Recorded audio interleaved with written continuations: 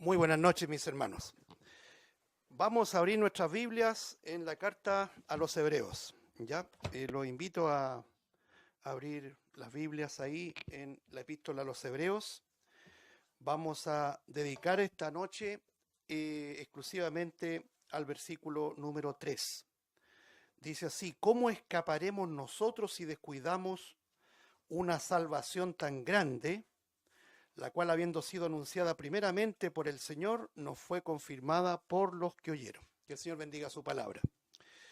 Un gran saludo a nuestros hermanos también a la distancia, a los que nos acompañan siendo fuera de Santiago, ¿cierto? Y también fuera de Chile. Todos y cada uno de ellos un gran abrazo. Y también a los que están cerca y no vinieron porque quizás no pudieron venir. También los saludamos a la distancia. ¿Ah? Muy bien, Hebreos capítulo 2, versículo 3. Estábamos nosotros comentando qué significa esto de cómo escaparemos, porque debemos entender, hermanos, que cuando uno tiene una idea, uno busca resquicios en la Biblia para fundamentar una idea. Y una de las ideas, ¿no es cierto?, doctrinales que ya hace mucho se pretenden sustentar es que la salvación no es segura. La salvación es condicional, es decir, usted puede perder su salvación. Imagínense qué seria enseñanza es esa, hermano. Imagínense, Cristo vino de la gloria, el Señor preparó todo desde la antigüedad, ¿no es cierto?, desde antemano, es decir, desde la eternidad pasada, se humanó, se hizo uno de nosotros, vino a este mundo, padeció de la manera que padeció, murió en la cruz, resucitó al tercer día, ascendió a la gloria, se sentó a la diestra de Dios, todo lo que hemos estado estudiando. Pero tenemos un problema: la salvación depende del hombre. ¿Qué clase de salvación es esa, hermano? ¿Qué clase de salvador es ese? Entonces, uno de los pasajes que se usan es de una manera muy arbitraria, ¿cierto? Una interpretación arbitraria. ¿Cómo escaparemos nosotros si descuidamos una salvación tan grande? Y se pretende enseñar de que si usted descuida esta salvación, pierde su salvación. Imagínense esto. Bueno, como ya lo hemos dicho muchas veces y siempre lo vamos a repetir, la Biblia se interpreta a sí mismo y la Biblia tiene una correlación de enseñanza. Es decir, una doctrina no puede chocar con otra doctrina. Un texto no puede tener un choque, ¿no es cierto?, frontal con otro texto, de manera que hay contradicciones. Tenemos muchos pasajes que lo estuvimos leyendo en donde se habla de una seguridad absoluta de la salvación. Es decir, el Señor vino, murió, y antes de morir expresó esa frase que nunca la olvidamos: es consumado es. El pago se finalizó. Eso es lo que significa en sentido literal, en el término más apropiado. Es decir, todo está hecho, no hay nada más que agregar. Por lo tanto, el que es creyente hoy día lo será por toda la eternidad. Teológicas, ¿cierto?, han querido desprestigiar esta doctrina de la seguridad eterna del creyente con una también caricatura. Se nos dice a nosotros, no nosotros como iglesia local, sino que a todos los que creemos en una salvación segura. Se nos dice: ustedes son los salvos, siempre salvos. Imputándonos algo que es totalmente injusto. Se nos dice que si enseñamos que la salvación es segura, estamos implícitamente enseñando de que usted puede hacer lo que quiera, vivir como quiera, sin ninguna regla, sin ninguna norma, porque ya usted es salvo. Eso realmente es una falacia, eso es una mentira, eso es una imputación injusta. Porque bien sabemos, hermanos, que el que ha nacido de nuevo tiene una nueva naturaleza, y el pecado ya es muy distinto en la relación a cuando éramos inconversos. El creyente, cuando peca, no se alegra del pecado, sino que se duele del pecado. Y tiene ese impulso de la nueva naturaleza y del Espíritu Santo que mora en el creyente, que lo lleva a confesar el pecado y a pedir perdón constantemente por los pecados. Antiguamente nosotros sin Cristo pecábamos y aún nos deleitábamos y aún nos justificábamos en el pecado. Pero ahora es muy distinto. Pero esa realidad, hermanos, de ninguna manera anula, ¿cierto?, una doctrina cardinal del cristianismo bíblico de que la salvación es segura, absolutamente segura. Lo leíamos ahí en en Juan capítulo 10, cuando dice el Señor, versículo 27, mis ovejas oyen mi voz y yo las conozco y me siguen. Y yo les doy vida eterna, dice, y no perecerán jamás, ni nadie las arrebatará de mi mano. Textos de seguridad de salvación. Eso es así. El que cree en el Hijo tiene vida eterna. Imagínense, es presente, porque si usted dice esto se ve en el futuro, debiera decir el que cree en el Hijo tendrá vida eterna, ¿cierto? O tendría vida eterna. No, el que cree en el Hijo, el que tiene al Hijo, tiene vida eterna en el momento presente. Nos acordábamos por el coro que cantamos, ¿cierto? El ladrón de la cruz, el malhechor. Uno pudo creer, el otro no pudo creer. Y el Señor no le dio una futura salvación casual o condicional o potencial. Le dijo, de cierto te digo que hoy estarás conmigo en el paraíso. Salvación presente, segura, personal y precisa. Por lo tanto, este pasaje, que a lo mejor nos choca un poco en el que podamos nosotros analizar, ¿qué significa? ¿Cómo escaparemos si descuidamos una salvación tan grande? Es muy importante repasar lo que ya hemos dicho en el contexto de Hebreos, ¿cierto? La epístola está dirigida a personas de una comunidad en donde judíos, por supuesto, seguían insistiendo en que la salvación no era solo por creer en el Mesías, sino que se debía guardar la ley. El gran conflicto de la iglesia primitiva era precisamente el judaísmo, que había que circuncidarse, que había que guardar días, que había que guardar rituales, que había que observar la ley, y eso está indicando que la salvación no era solo por Cristo. Pero nosotros debemos entender que cuando vino Cristo, la salvación se consumó. Todo lo que era de la ley pasa a ser una sombra, un emblema, un símil de la salvación segura que consumó Cristo en el altar del Gólgota, de la cruz. Por lo tanto, ese era el conflicto. Y el autor de Hebreo, ¿qué es lo que está diciendo? No hay escapatoria fuera de Cristo. Eso es lo que está diciendo. No es que la salvación se pierda.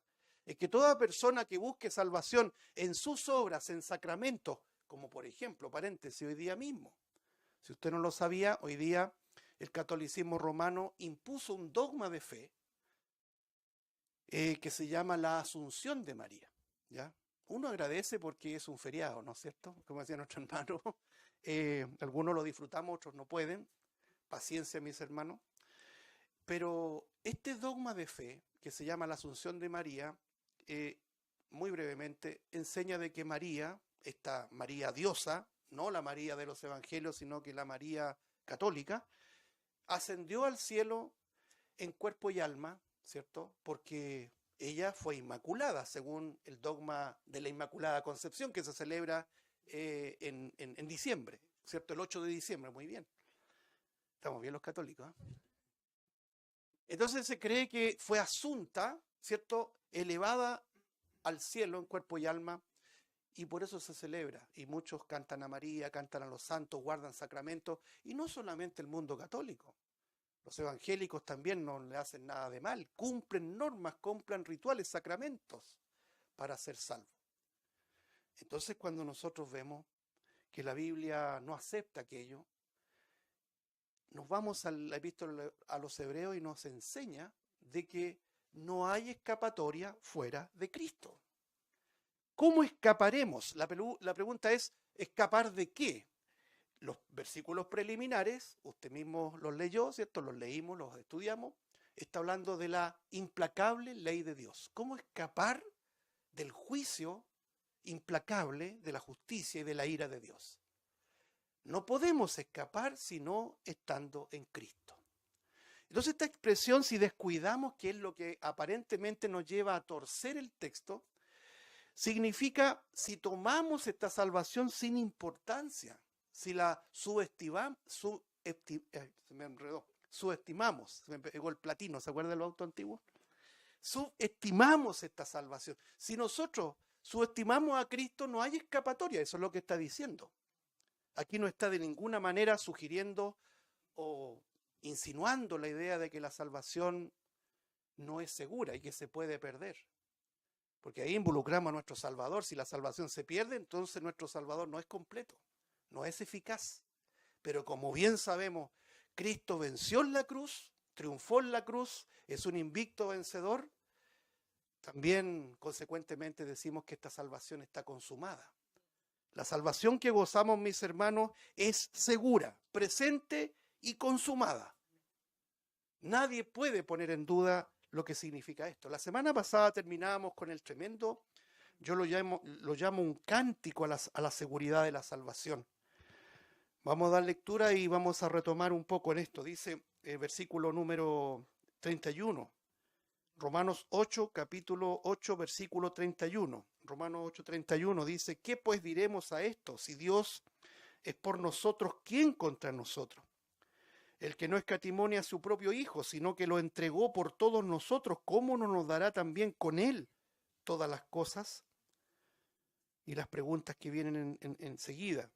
Estas preguntas tienen una respuesta obvia, eso significa preguntas retóricas. ¿Quién nos acusará a los escogidos de Dios? ¿Quién acusará a los escogidos de Dios? Nadie nos puede acusar. Y dice como respuesta, Dios es el que justifica. Imagínense, Dios el Todopoderoso nos ha justificado, nos ha declarado justos, y esto ya está decretado. O sea, esto no puede volver atrás, es irrevocable. Solamente para señalar algo quizás ilustrativo, es cuando el juez toma ese martillito que tiene, ¿lo ha visto? Y golpea la mesa, el caso está cerrado. Es decir, Dios justifica al creyente, al individuo que ha creído en el Salvador y le ha creído a Él, y golpea la mesa, este es mi hijo, y se acabó. Por tanto, ¿quién nos puede acusar? Satanás es el acusador, por supuesto, pero no hay manera de perder la justificación. Versículo número 34. ¿Quién es el que condenará? Cristo es el que murió, no fue un mero hombre. Y aún más, dice, el que también resucitó, es decir, venció la muerte, el que además está a la diestra de Dios, el que también intercede por nosotros. Fíjese toda la obra de nuestro Señor Jesucristo. Cristo murió, el Cordero de Dios murió, y murió como hombre, para que ninguno dude que Él se hizo 100% hombre. Pero aún más, es el que resucitó, porque no solamente era hombre, sino que también era Dios. En su muerte vemos la humanidad de Cristo y en su resurrección vemos la divinidad de Cristo. Pero aún más, está a la diestra de Dios, es decir, cumplió, consumó la salvación, misión cumplida significa eso, sentarse a la diestra de Dios, y agrega el que también intercede por nosotros. ¿Qué significa intercesión? Que Él es sumo sacerdote. Porque la salvación, hermano, está totalmente provisionada. Nosotros entendemos que Él murió por nuestros pecados, judicialmente hemos sido absueltos, perdonados de todos nuestros pecados. En lo presente Él intercede por nosotros, porque todavía mora en nosotros el pecado. O usted como creyente podrá decir, yo ya no peco. Todos pecamos. Tenemos todavía una naturaleza pecaminosa. Pero gloria a Dios, gloria a nuestro Padre, que tenemos a su Hijo, nuestro Señor Jesucristo, en un rol de sumo sacerdote que intercede por cada uno de nosotros, porque no tenemos un sumo sacerdote que no pueda compadecerse ¿de qué?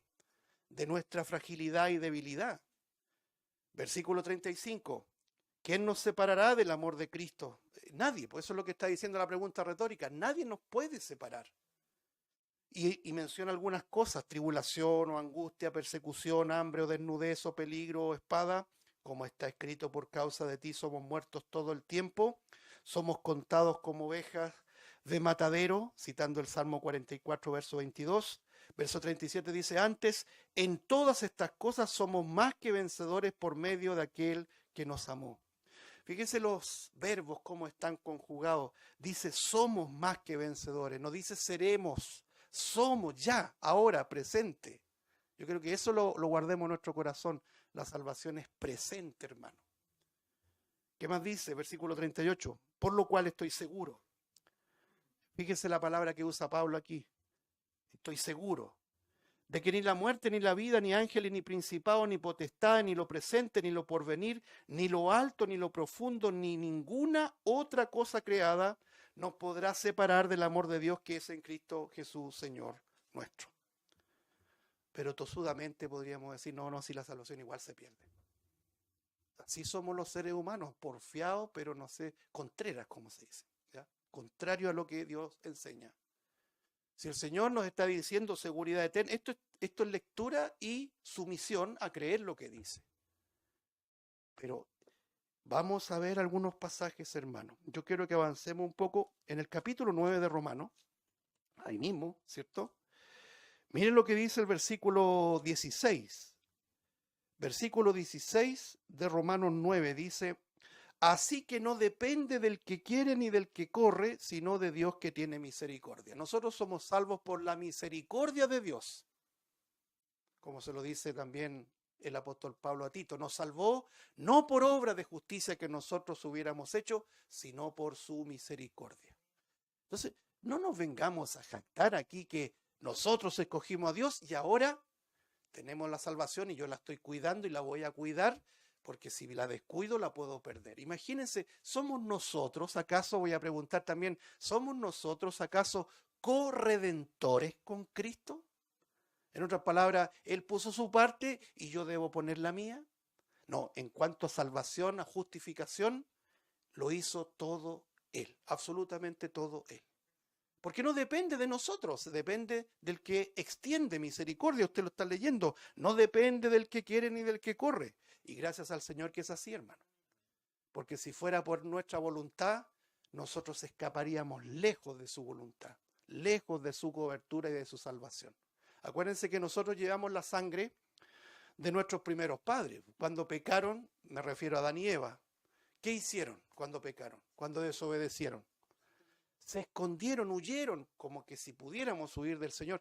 Se escondieron en el follaje del bosque para decir: yo no quiero ver a Dios.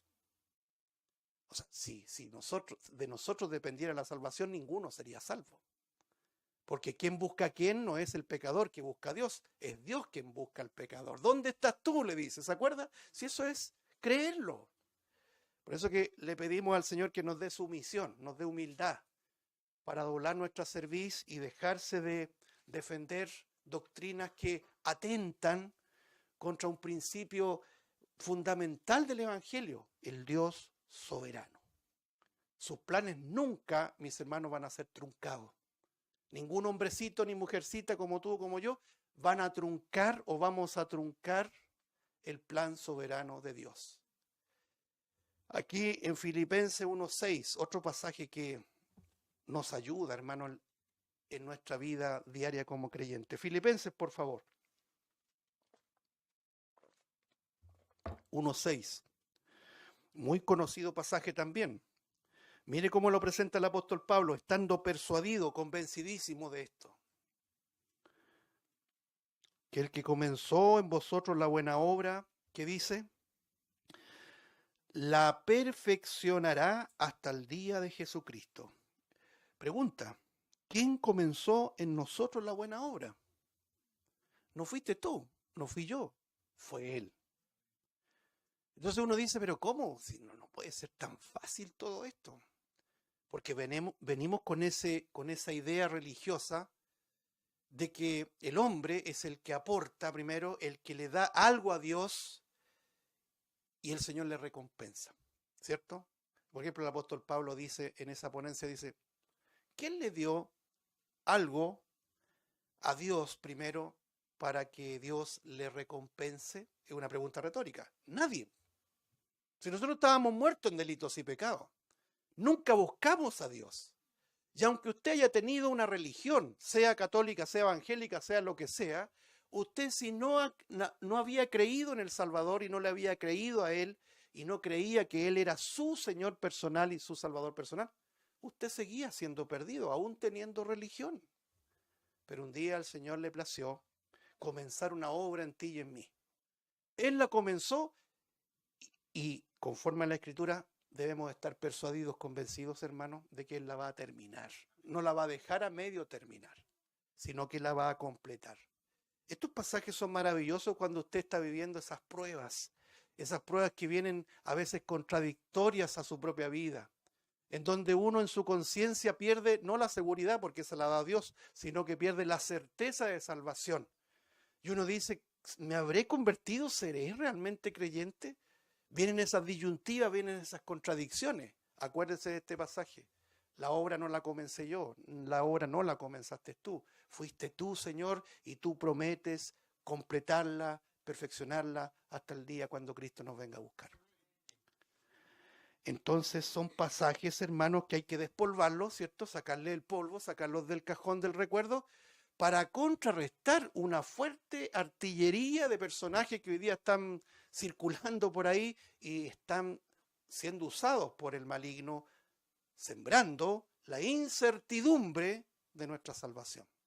¿Sabe lo que siembra el Señor siempre en un creyente? Es certidumbre, es seguridad. El que siembra la duda no es el Señor, el que siembra la duda es Satanás. Cristo murió, Cristo resucitó, y si tú has creído en Él y has creído que Dios le levantó de los muertos y crees en que la salvación es solamente por lo que Él padeció, por su obra en la cruz, tú y yo somos hijos de Dios de una vez y para siempre. Cualquier palabra que venga a susurrarte al oído, no eres tan salvo. Si eres hijo de Dios, como el propio Satanás tentó al Señor, ¿se acuerda Satanás en el capítulo 4 de Mateo? Si eres hijo de Dios, demuéstralo. Así también Satanás, en un sentido ilustrativo lo digo, puede susurrarte. Y uno, ¿cómo afirma esos susurros, esos pensamientos que vienen de tu carne o del mismísimo Satanás? Porque usa instrumentos para sembrar la duda. Como lo presenta la Escritura con el casco de la salvación, que nadie pueda, ¿no es cierto?, desviar en un segundo la tremenda convicción y la persuasión que hay en nuestro corazón de que la salvación está consumada en Cristo. Por ejemplo, quiero ver algunos otros pasajes, como por ejemplo Efesios capítulo, si me acompañan hermanos por favor, Efesios capítulo 4.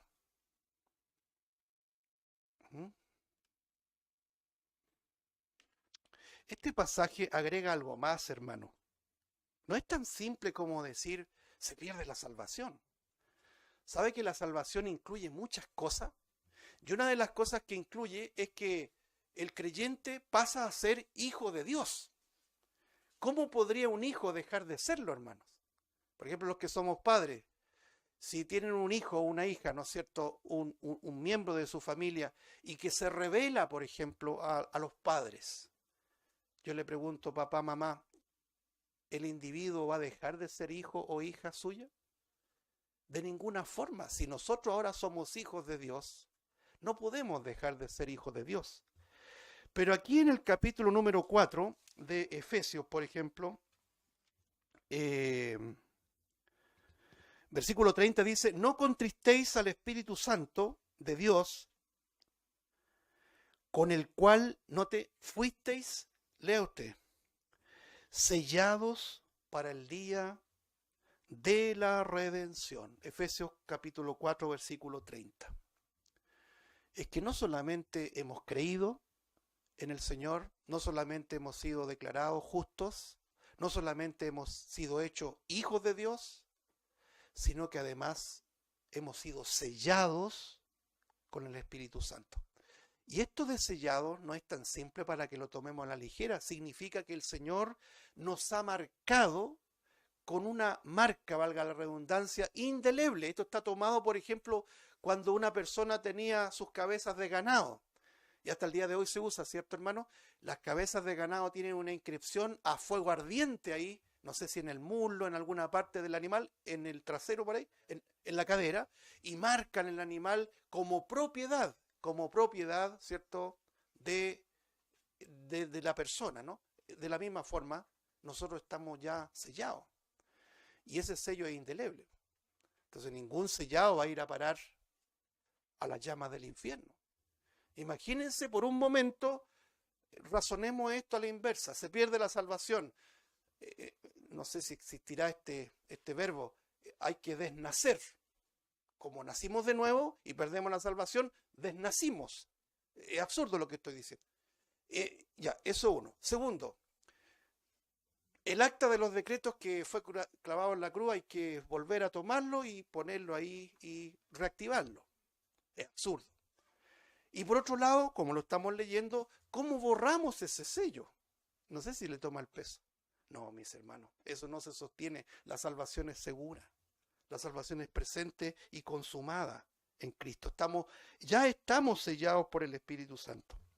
Voy a citar dos pasajes más y vamos a ver en el resto del tiempo algunos pasajes que parece que sugirieran la idea de que la salvación se pierde. Mire, por ejemplo, acá en Hebreos capítulo número 7, en la epístola a los Hebreos, versículo 25, dice lo siguiente, Hebreos 7:25, por lo cual puede también salvar, obviamente el sujeto aquí es nuestro Señor Jesucristo, puede salvar, ¿qué dice ahí?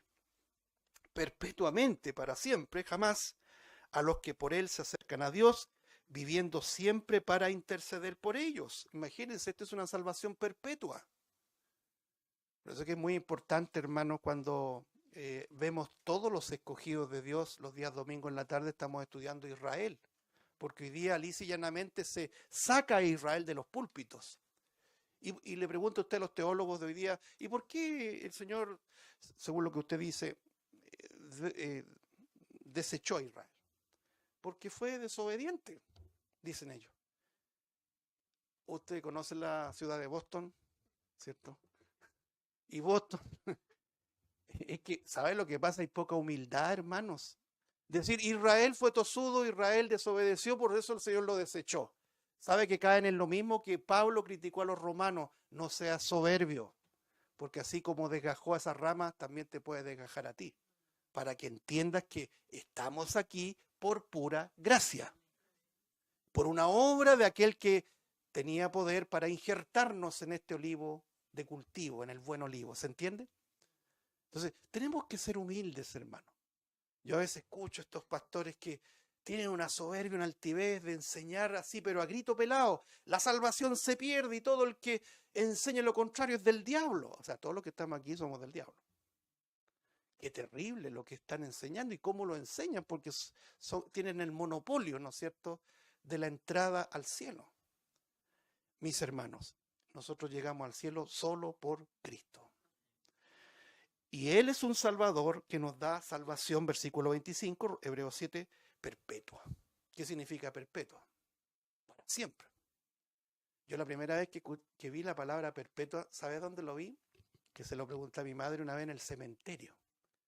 Íbamos caminando por ahí y en las lápidas decía perpetuo. Y yo le preguntaba, mami, dime hijo, ¿qué significa perpetuo? Para siempre. La salvación que el Señor nos ha dado no es por un mes, no es por una década, no es por un siglo, es para siempre, mis hermanos. Eso hay que escribirlo con acero ardiente en nuestro corazón. Que ningún diablo venga aquí a poner dudas de lo que Cristo hizo por ti y por mí para que seamos salvos. Porque somos salvos por su gracia, por su obra y para su gloria. Si no fuera así, nosotros tendríamos de qué gloriarnos, por supuesto. Termino con Hebreos capítulo 10, hermano. Hebreos capítulo 10, versículo 39. Hebreos 10, 39 dice, pero nosotros no somos de los que retroceden para perdición, sino de los que tienen fe para preservación del alma.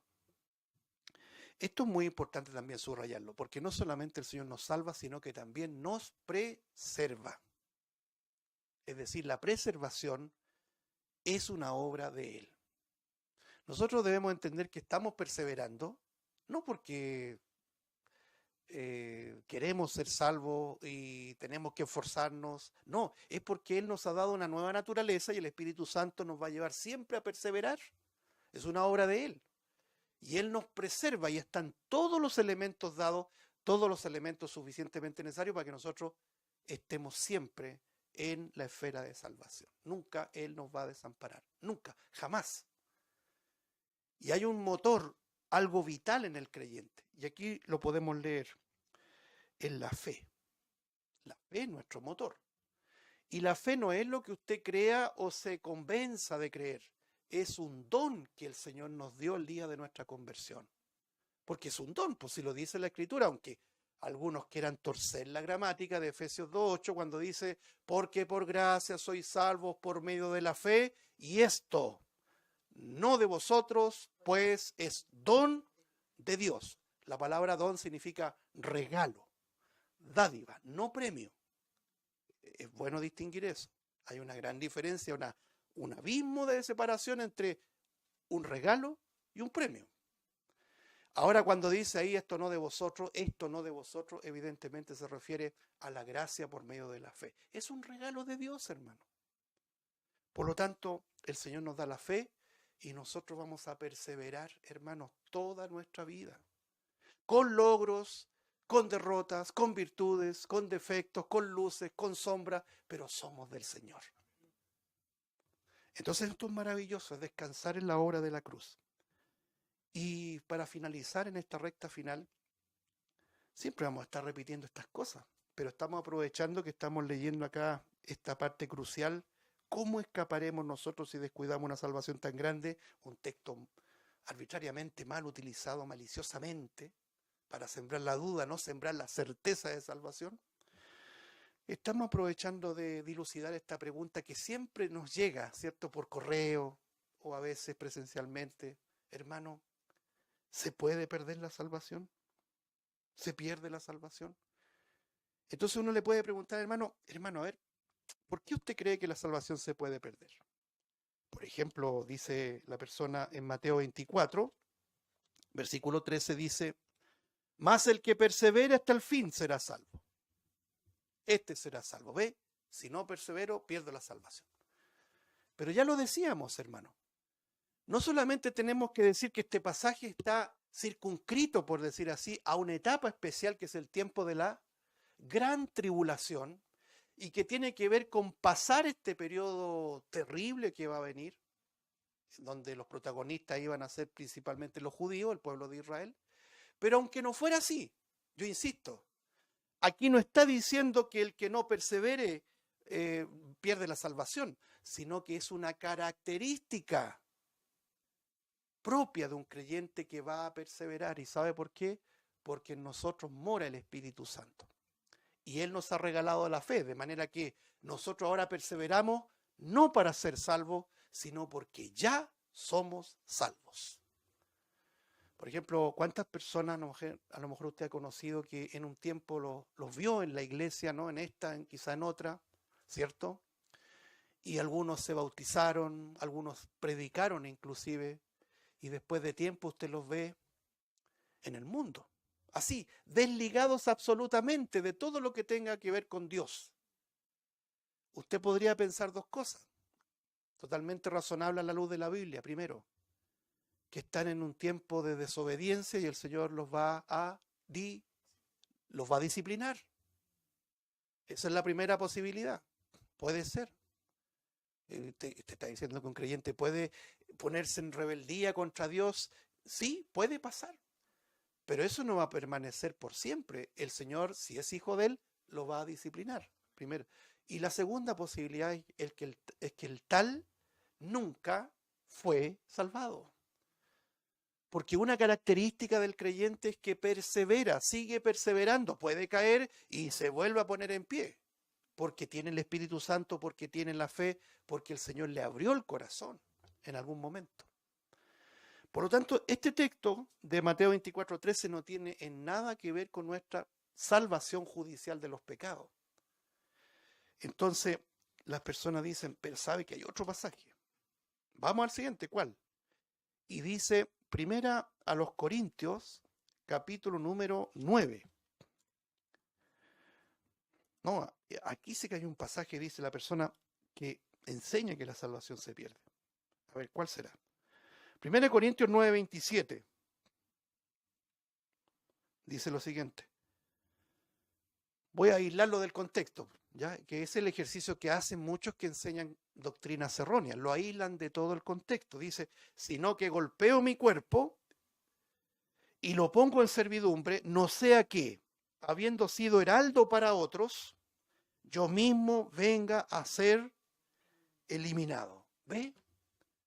El Señor nos puede eliminar. Pero veamos de qué se trata esto en el contexto directo. Mire, por ejemplo, en el versículo 24 dice lo siguiente. 1 Corintios 9:24, ¿no sabéis que los que corren en el estadio, todos a la verdad corren, pero uno solo se lleva el premio? Detengámonos ahí. ¿De qué está hablando? Está hablando de un premio, está hablando de un galardón, está hablando de una recompensa. Y el apóstol Pablo pone un ejemplo que era propio de su conocimiento de la época. Acuérdense que todo esto que vemos nosotros con los Juegos Olímpicos viene de la antigua Grecia, ¿ya? Entonces existía el atletismo, correr, ejercicios, luchas, etcétera, todo eso existía, y el que ganaba recibía un premio, recibía un galardón, recibía una corona, recibía un estefanos, que era una especie de coronita, ¿cierto?, de laureles que le ponían en la cabeza. Entonces la pregunta es, ¿podría estar hablando este texto de la salvación? Porque entendemos con otros pasajes que la salvación no es un premio, sino que la salvación es un regalo, es un don, y el regalo no se merece, el regalo se recibe. Sigamos leyendo, versículo 25, todo aquel que lucha, de todo se abstiene, ellos, los deportistas, la verdad, para recibir una corona corruptible, pero nosotros una incorruptible, una corona en el cielo. Porque el Señor promete a los salvos, no a los inconversos, a los creyentes, a los salvos, a los hijos de Dios, les promete galardones, les promete recompensas. Por eso que es tan importante, hermano, y esto tiene una armonía de interpretación. Imagínense por un momento, si existiera solamente un juicio, como muchos lo enseñan, que es el juicio final. Ese juicio, que lo revela, por ejemplo, Apocalipsis 20, es un juicio penal, es un juicio judicial. Es decir, ahí se verá si somos o no somos salvos. Y dice que los hombres comparecen de acuerdo a sus obras. Por lo tanto, raya para la suma, la salvación, según esa enseñanza, es por obras. Entonces, si esa es la interpretación correcta, o por lo menos decimos que es correcta, chocamos con Efesios 2:8-9, que dice lo siguiente, cito, porque por gracia sois salvos por medio de la fe, y esto no de vosotros, no es por obra, sino que es un don de Dios. Y el versículo 9 dice, no por obras, para que nadie se gloríe. Entonces, ¿en qué quedamos? ¿Es por obras o es por obras? ¿O no es por obras? Por ejemplo, el apóstol Pablo dice, en un juego de palabras que ahí hay que leerlo con mucha precisión, Romanos 11:6 dice, y si es por gracia, ya no es por obras. De otra manera, la gracia ya no es gracia. Y si es por obras, ya no es por gracia, de otra manera, las obras ya no son obras. Es decir, no hay complemento alguno entre obras y gracia. Ahora, 1 Corintios 9, ¿de qué está hablando? Usted lo puede leer. Está hablando de un premio, de una recompensa, de una corona. Versículo 26. Así que yo de esta manera corro, no como a la aventura. De esta manera peleo, no como quien golpea el cuerpo. Y aquí conectamos de manera sana, ¿cierto? Honesta, el versículo 27.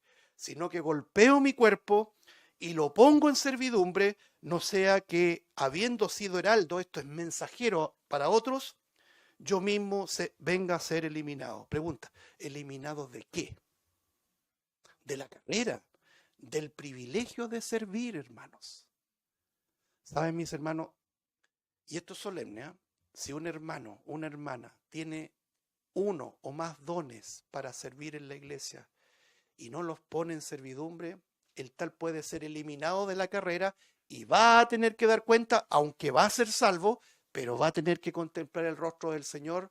¿Por qué no hiciste lo que debiste hacer en el tribunal de Cristo? Por eso que hay algunos, dice la Escritura, que se apartarán del Señor avergonzados.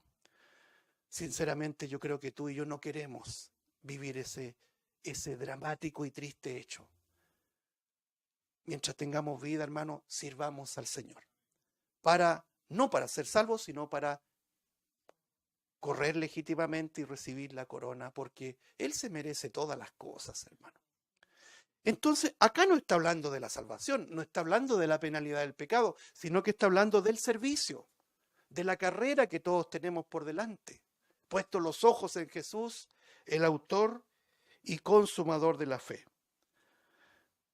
Entonces dice la persona, sí, en realidad tiene razón, pero sabe que hay otro pasaje. ¿Cuál pasaje? Don Porfiado, ¿ya? Don Durán no le vamos a decir, ¿ya? Capítulo 2 de Filipenses, versículo 12. Vámonos a Filipenses, por favor, hermano. Capítulo 2, versículo 12. Dice así. Ya estamos en los últimos minutos. Dice, por tanto, amados míos, como siempre habéis obedecido, no como en mi presencia solamente, sino mucho más ahora en mi ausencia, aquí viene la parte, ocupaos en vuestra salvación con temor y temblor. Entonces uno lo ve aisladamente el pasaje y puede manipularlo y decir con temor y temblor, es decir, la salvación se puede perder. Primero, literalmente usted está leyendo eso, que la salvación se puede perder. No, usted está interpretando lo que dice el texto. Ahora, lo primero que tenemos que señalar, mis hermanos, es que esta expresión, por eso la correlación es muy importante.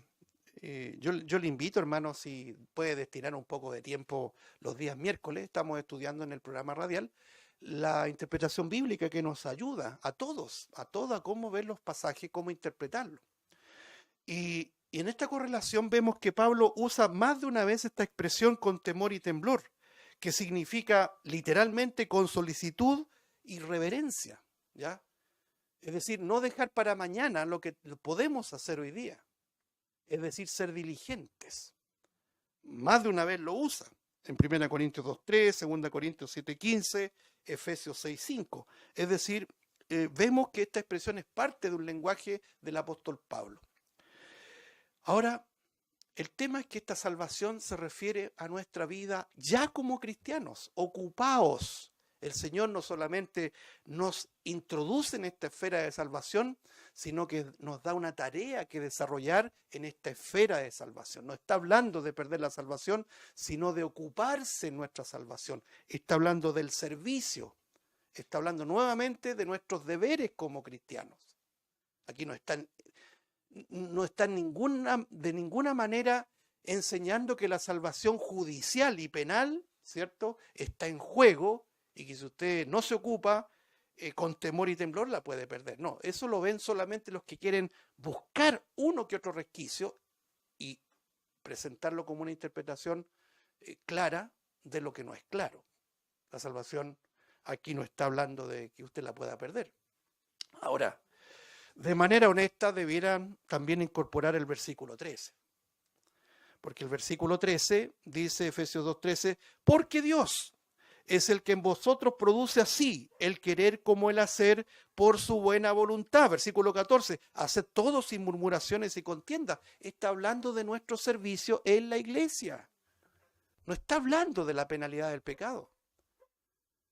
Entonces, es como cuando nosotros decimos, cuando alguien quiere defender su idea obstinada, usa uno que otro resquicio de las escrituras para torcerlo, porque estos son maestros que tuercen estas escrituras, para sembrar la duda, ¿cierto?, la incertidumbre y la pérdida de seguridad de salvación.